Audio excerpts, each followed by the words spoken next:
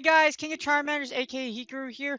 So I did a Twitter poll on what I should do my next video on, and everybody was really interested, and they thought, alright, you know what? I'm like, let me start doing my videos on how I theorycraft teams. For those of you that don't know, in Season 1 Master League, I became a legend by completely destroying that league and breaking that league. Literally breaking with my own anti-meta team of my own creation. So since I broke an entire league, I was like, you know what? Why not do videos on me theory crafting? So what theory crafting is for team building is that theory crafting for team building is you build teams and how I build teams. So this one focuses specifically on the lead. So if you wonder how I pick my leads, keep watching. I'm about to tell you not all of my secrets and not how I do things, but how you can expertly construct and analyze and create the lead that wins the most. The lead that wins the most. So the first secret is literally to use pvpoke.com and analyze the meta. How do you know what leads to go against if you don't know what the top rated leads are? And pvpoke does an amazing job of doing that. Yes, you have content creators that also use their own special leads to create their own anti-meta or like meta teams, their own creations. But seriously, secret one, use that top lead list. Those are the most powerful leads, data specific leads. I literally used the lead tab so that I can literally dissect. How I dissected Master League in Season 1 was because I used the leads tab. I used the leads tab and I analyzed that specific structure. And I'm going to tell you the rest of my secrets on how to analyze structure and patterns. Keep that in mind, structure and patterns. So what I look at when I pick a lead isn't what 90% of what other battlers / trainers will look at when they pick a lead. What you simply look at is what most 90% people do. I know they do this. All you look at is what Pokemon it is. Literally, that's it. What Pokemon, and then if you know a little bit about the regular Pokemon series, what its type. That's the first thing you look at. That's all you look at. Little do you know, the reason why expert team theory crafters have such effective leads isn't because of the Pokemon they look, just the Pokemon they look like. A lot of teams that you see, it's all designed in its own system. There's a reason why every Pokemon is much more than what everybody sees it, because everyone's like, oh, Registeel lead, ew, it's a Registeel. What else do you look at rather than just Pokemon? You know its typing. Hopefully you know typings. If you don't know its typings, look at typings, learn typings first. Look at its typing, but not just its typing. Look at its stats and its move set. Pokemon have 3 moves. Your 1 fast move and your 2 charge moves. Those matter along with stats so much, if not more, than the Pokemon itself. If you don't know how much damage your Pokemon can take, if you don't know how much damage it can dish out, or the moves that it has, the typings of the moves, and how much damage and energy they generate, you literally just say, oh, this is just the lead. You don't dissect or look into that. Like I said, the 3 elements, instead of just looking at the lead as a Pokemon and just as its type, look at the Pokemon, the stats, and the moves. That's secret 2. Look at Pokemon from a holistic picture. Look at the typing, Pokemon itself, look at its stats and its moves. I can't reiterate this enough. This whole package concept is why leads and teams are effective. It's because you use and look at all 3 of these concepts. Alright, so here's a little chart. So we're going to analyze what I meant in the first section, the patterns. So the patterns are the patterns of leads you see in Go Battle League. There are many patterns. However, generally there is a pattern of leads. As you will see here, I give you a small chart. This is Registeel because I used Registeel heavily in the preseason and in season 1. Now, why did I use Registeel in both of those seasons? Almost 99% of my battles, unless the 1% was viewership battles since I am a Twitch streamer, but the 99%, like when I was actually trying really seriously with Getbeamed team or any of my other cores, Registeel was my lead. Now, if you look, Registeel is great against a lot of Season 1's lead patterns. What I mean by patterns is the patterns you see, again, in Go Battle League. And PvPoke is very good at showing these patterns when you use their training sim.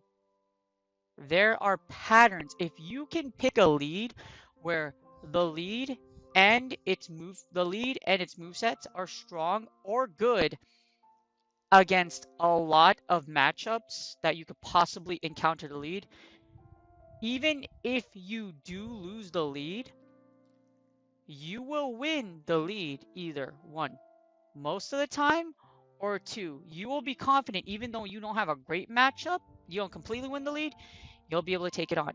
The key to having a great league is to have, as you see there, great and good. You want the most great and good lead matchups as much as possible. You aren't going to convincingly win the lead all the time. I'm telling you this right now. You will lose the lead. There's no algorithm. That doesn't exist. I don't know why people say it anyways. It doesn't exist. There is no algorithm. You will lose the lead. You will lose the lead. Tell yourself that right now. You will lose the lead. Because whether it be in season 1, the next season, whatever, you will lose the lead.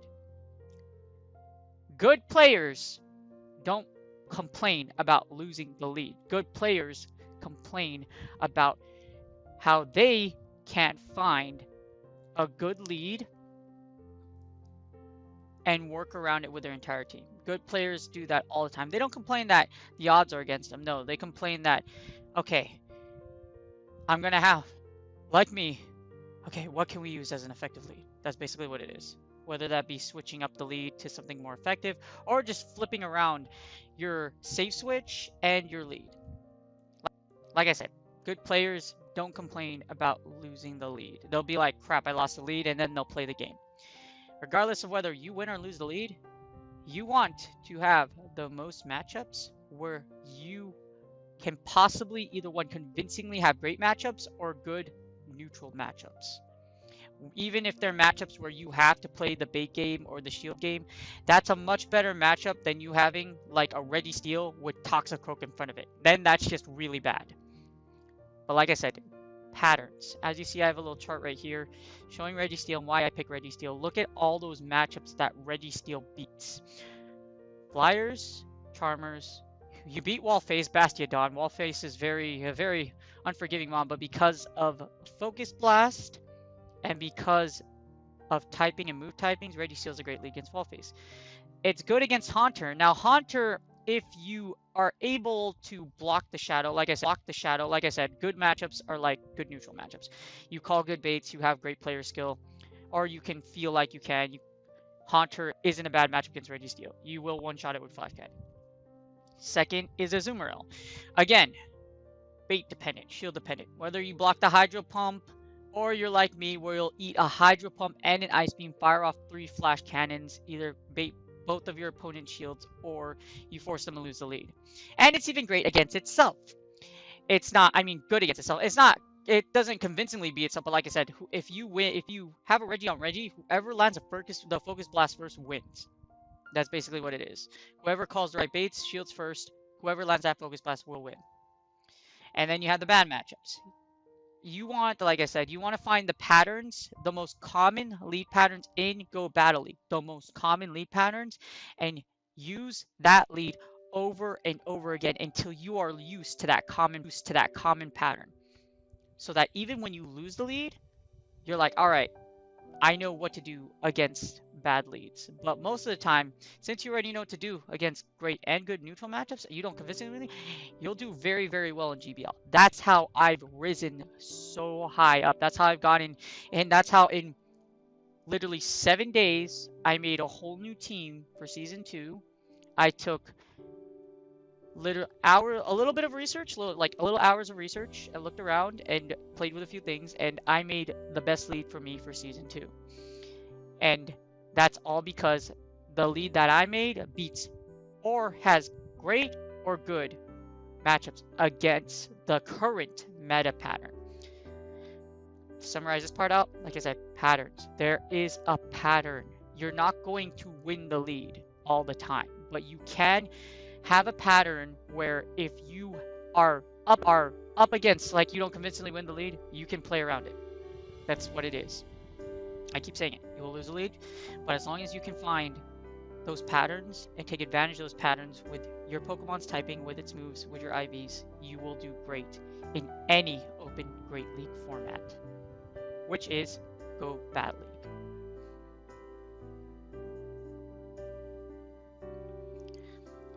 Alright, now here's the pvpoke.com analysis. If you are not donating to this website on their Patreon, if you can, please do. PvPoke is such a great resource, and Kakuna Ratada, the man, the myth, the legend that does this all for us, this is all free. So please consider donating. The only reason I've been as successful as I am as a content creator is thanks to this gigantic resource that's been given to me. Again, if you can, please, this is my little selling point here, please donate to Kakusama. Alright, so this is what I'll do when I'm looking. I'm going to show you what I look at when I am trying to find and build a new team, and I'm looking specifically at the lead. Alright, first we're going to go to rankings. Now in the rankings tab, you have the overall spectrum. This is the overall score. Now I will look at this actually. First I'm going to look at the overall score. What's the meta for overall right now for Great League? For Ultra and Master. I'll do this for every single lead. I'll go to the overall spectrum and look at the overall, because overall, how many times do you see Registeel, Azumarill, Altaria, Swampert, Deoxys D in the lead? A lot. You find all of these a lot.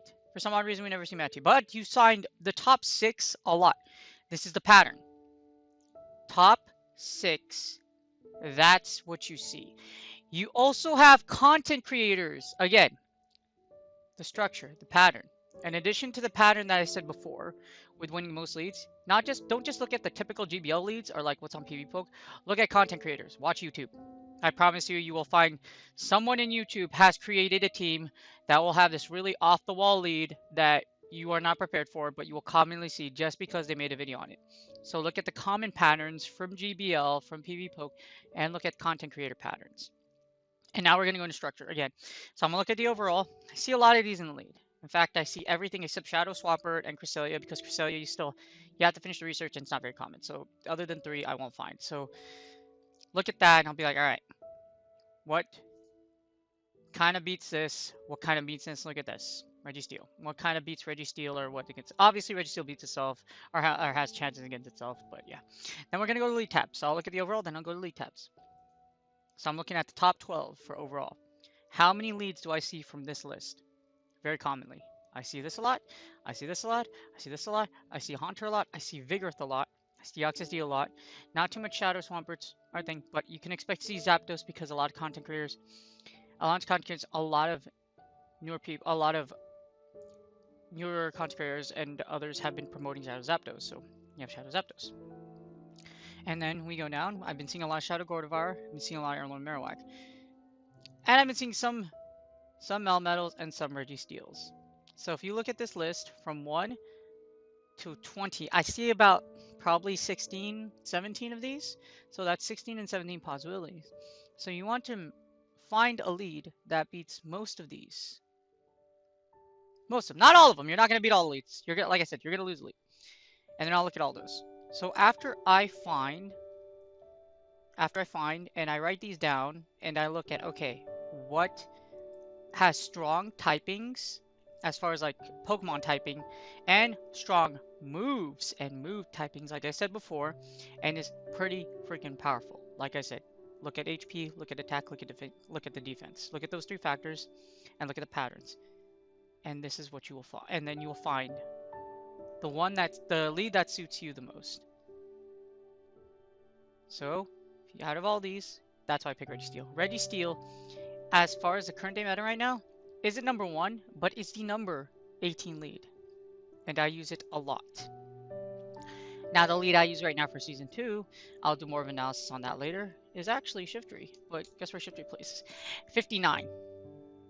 At least the Shadow version. It's actually the 70th lead. But I have gone plus 300 points using Shiftry as my lead in Season 2. And I did all that research and all that.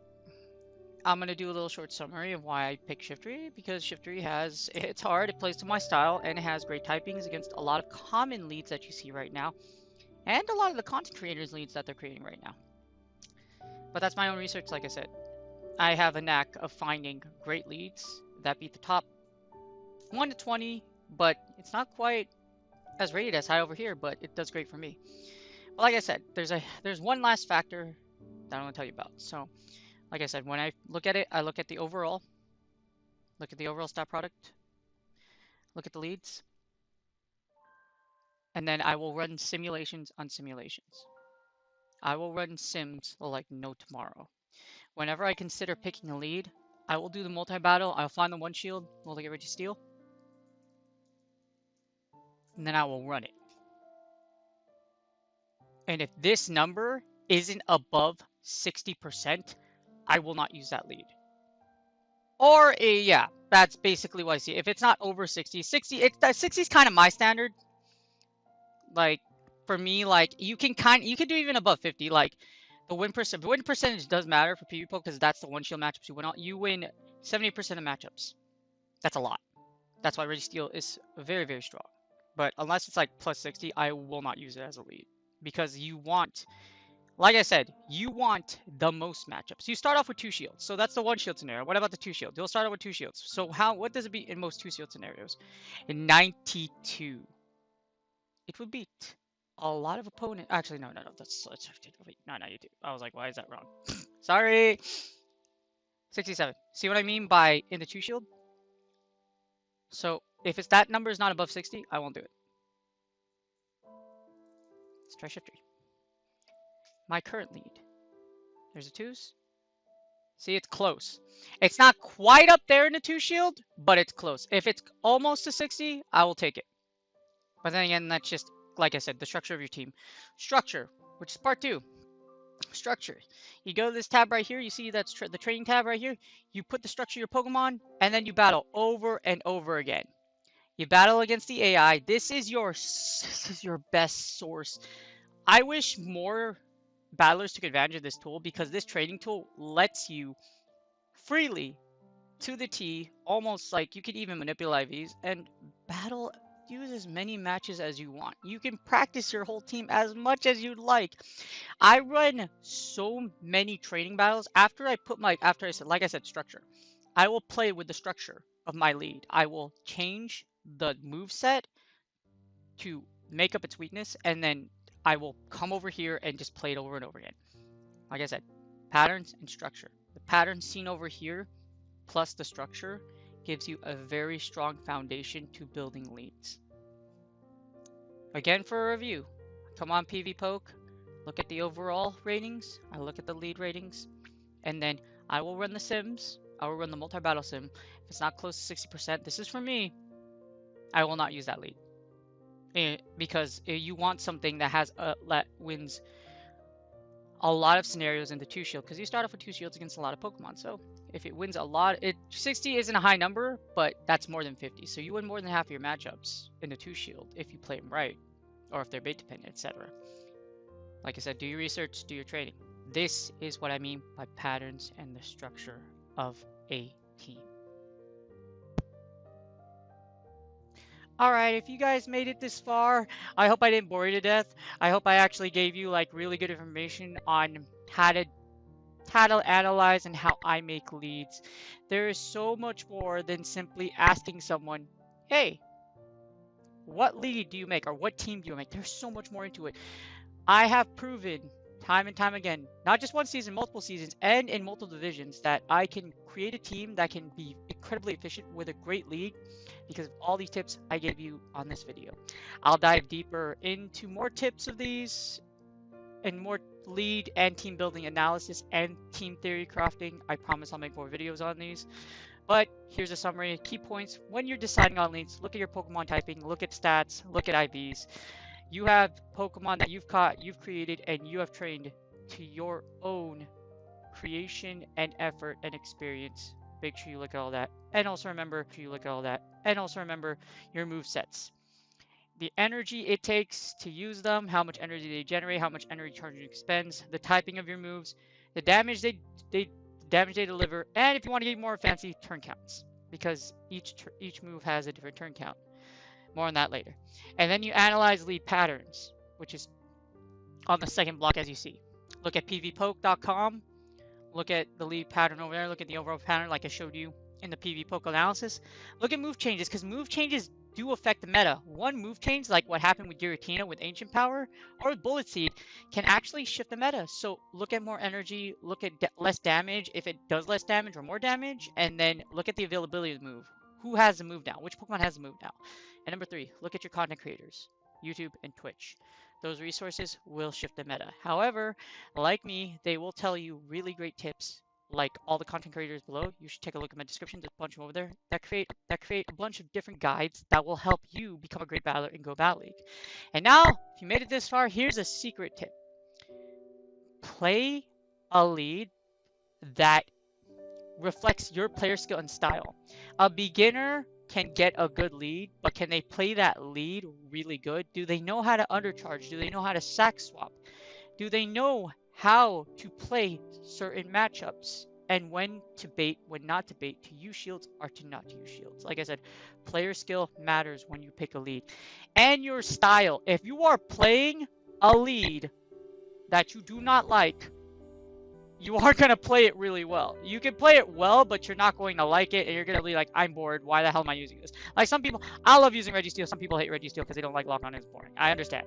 Like, play a lead that you like. Play a lead that you like, and that reflects your player skill. That way, when you are running this league, you're having fun. You're having fun. Always have fun.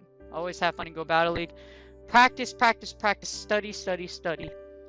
Follow the tips I gave you for the lead in this video. I can't promise you will be successful, but if you work hard, you will get to where you want to be. I hope you enjoyed it, and I hope you guys tune in for the next video. Please like and subscribe, and you guys have a wonderful day.